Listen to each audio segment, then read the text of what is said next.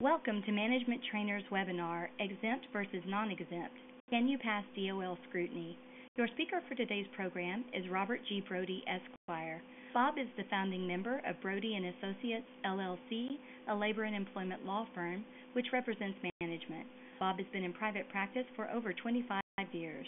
In addition to providing daily counsel to management on labor and employment issues such as the new healthcare legislation, ADA, FMLA, workplace violence, and alternative dispute initiatives, Bob represents employers before federal, state, and local civil rights agencies and in court.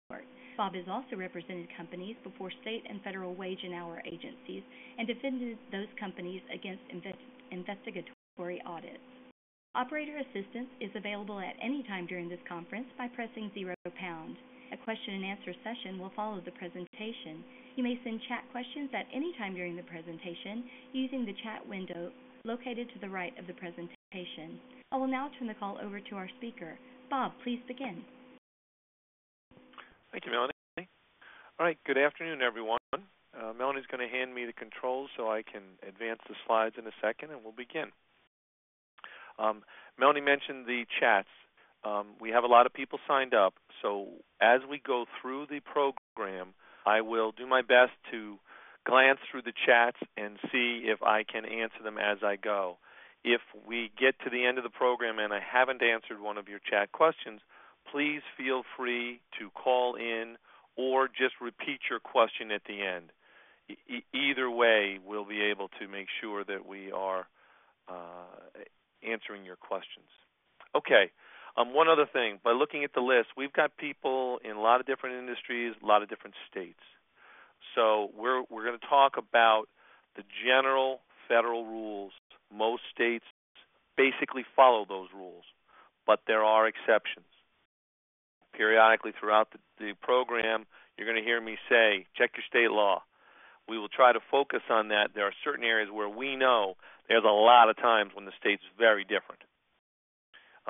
But the general rules that we're talking to you about, they really are consistent no matter what state you're in.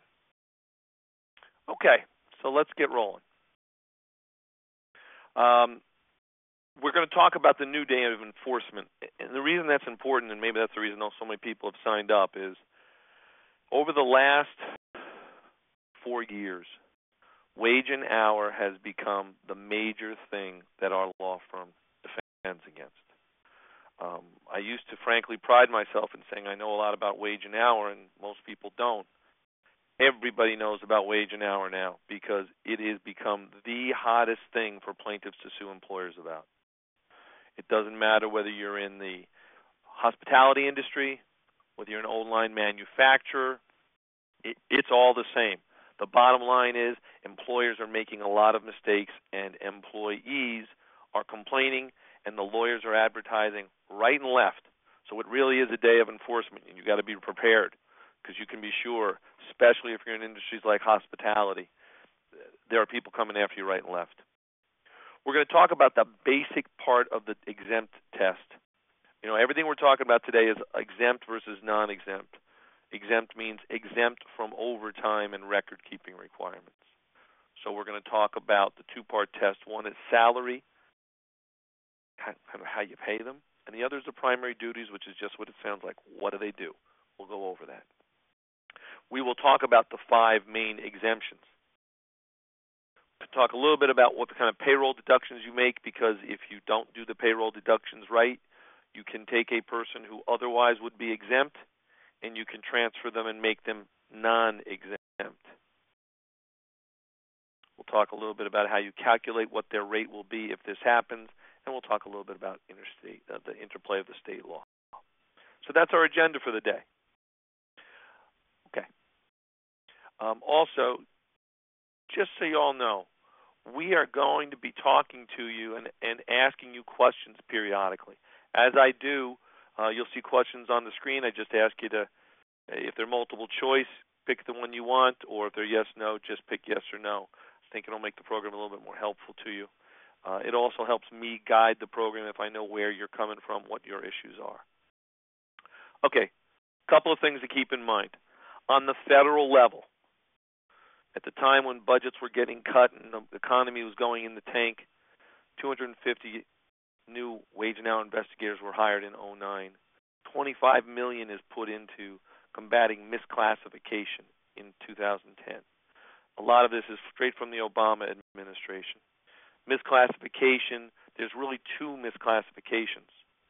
One is a worker is called an independent contractor, but they're not. They're your employee.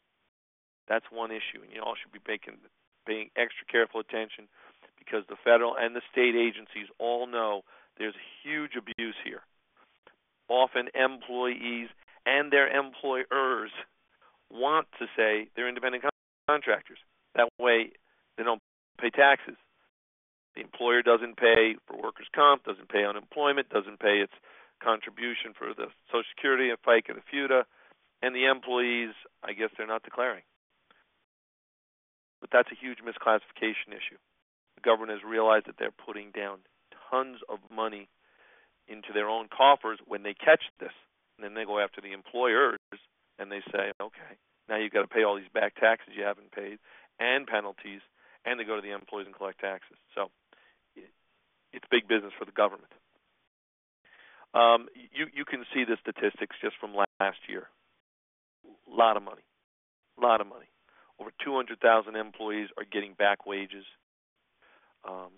They're up significantly from '09 to '10 in terms of 5,000 more complaints, and it's just literally what I've been saying all along. The number of employees out there who are suing employers is going through the roof. Our office literally now has more wage and hour cases than I think any other kind of case pending. And as I said, 5 or 10 years ago, I had 2. Now we have tons.